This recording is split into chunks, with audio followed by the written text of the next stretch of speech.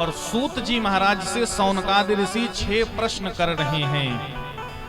इन्हीं 6 प्रश्नों पर संपूर्ण भागवत की कथा आधारित है। ध्यान से सुनिए। पहला प्रश्न क्या है? पुंसामेकांततः श्रेयस्तन्नः संशितुमर्हति। पहला प्रश्न है कि प्राणी मात्र का कल्याण कैसे हो, हम लोगों का कल्याण कैसे हो, ये पहला प्रश्न है। और जहां सार्वजनिक प्रश्न आ जाए समझ लीजिए वह ग्रंथ बड़ा उत्तम है। यहां ये नहीं कहा जा रहा है कि मेरा कल्याण कैसे हो, कहा जा रहा है संपूर्ण प्राणियों का कल्याण कैसे हो। दूसरा प्रश्न क्या है? महाराज शास्त्र बहुत हैं, लेकिन संपूर्ण शास्त्रों का सारांश कौन सा ग्रंथ है? एक ग्रंथ का नाम बताइए। ये दूसरा प्रश्न। और तीसरा प्रश्न क्या है?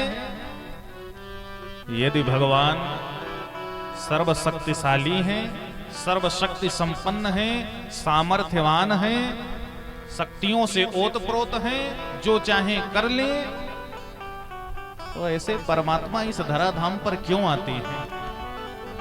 ये भी प्रश्न तो उठना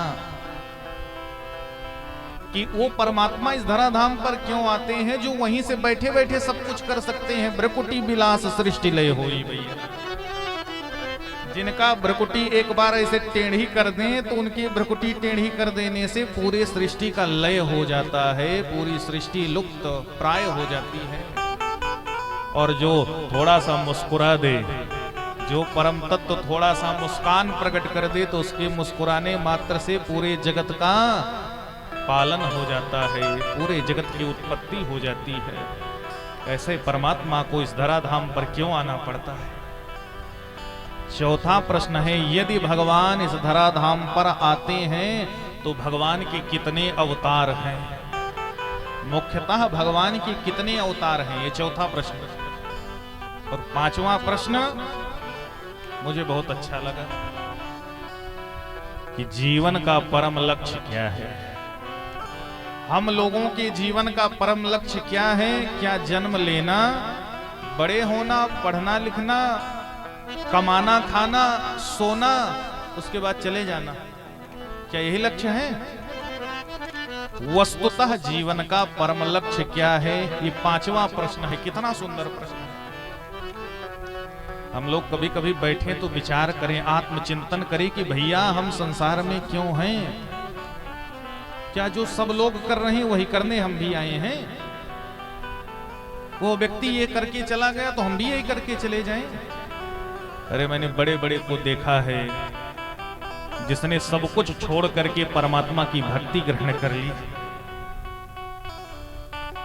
जो करोड़ों की संपदा छोड़ करके भगवान के चरणों का अनुरागी बन गया। हमारे पिताजी कहते हैं, जब मैं कथा कहने का अभ्यास कर रहा था तो एक बात उनकी अभी भी याद है कि पढ़ लिख करके IAS अधिकारी बना जा सकता है, ज्यादा मेहनत करोगे तो बन जाओगे। इंजीनियर भी बन सकते हो, मेहनत करने की आवश्यकता है।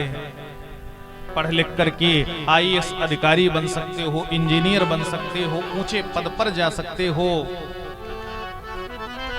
लेकिन वह जीव धन्य है जो भगवान की भक्ति में आकर श्री राधा कृष्ण का चरण सेवक बन जाए। वह जीवन में उसकी धन्यता है।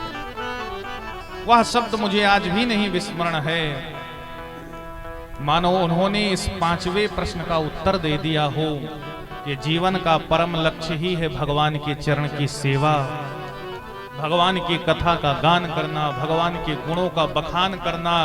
ऐसा लाभ संसार में किसे मिलने वाला है सज्जनों? ये मानिए कि जो कथा का गान कर रहा है और जो कथा का श्रवण कर रहा है, संसार में उससे बड़ा बड़भागी कोई है ही नहीं। बहुत पुण्यात्मा है, बहुत पवित्र आत्मा है, बहुत पवित्र कीर्ति है। उसने अपने पूर्व जन्म में बहुत सारा पुण्य किया है, जो भगवान की कथा जिसका बखान करते करते लेखनी रुक जाती है, शिखर पर बैठे गौरी शंकर स्तब्ध हो जाते हैं नारायण की लीला का गान करते करते। ऐसे नारायण की लीला का गान करने का दिव्य भव्य अनुपम अलौकिक लाभ मिला है और श्रवण करने का परम सौभाग्य मिला है। ऐसे भगवान की कथा को निरंतर सुनिए। पंचम प्रश्न, जीवन का परम लक्ष्य क्या है? और 6वां प्रश्न है सज्जनों कि भगवान जब इस धराधाम पर आते हैं और धर्म की स्थापना कर देते हैं और जब अपने लोक चले जाते हैं बैकुंठ साकेत आदि, तो भैया यह धर्म किसकी शरण में सुरक्षित रहता है? धर्म कहां रहता है? यह 6 प्रश्न हैं और इन 6 प्रश्नों का उत्तर पूरी भागवत में आपको मिलने वाला है। जो पूरी भागवत ध्यान से सुनेगा उसे इन 6 प्रश्नों का उत्तर प्राप्त होगा।